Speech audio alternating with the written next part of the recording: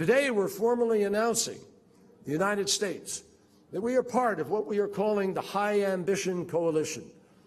And this is a group of countries that is fully committed to ensuring that the agreement is a truly ambitious one.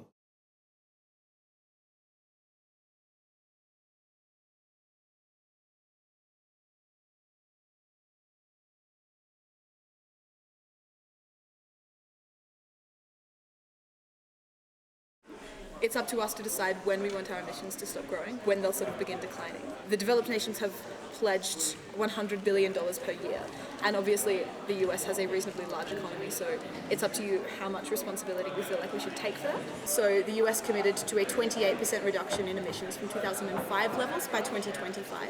In 2005, everybody talked about climate change, but not to the degree they are now. So a lot of these technologies and habits that are improved since 2005 will really gain momentum.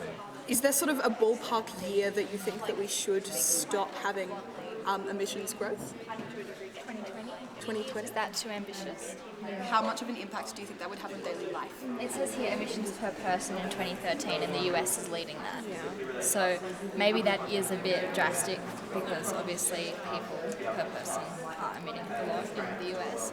Maybe 2030 then. If we're going to cap that at 2030, when do we want to start reducing emissions? How much do we want to reduce per year? What sort of things would have to happen in terms of people's day-to-day lives? Encouraging public transport and discouraging singular transport.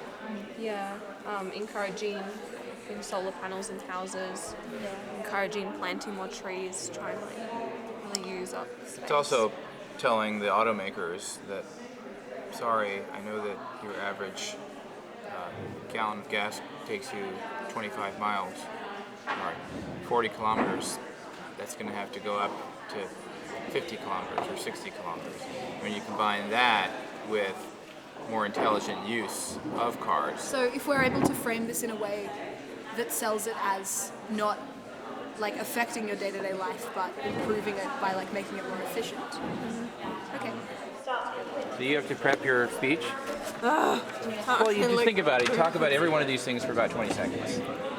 Throw in a little thank you for this and summary. Easy. We cannot be complacent because of today's agreement.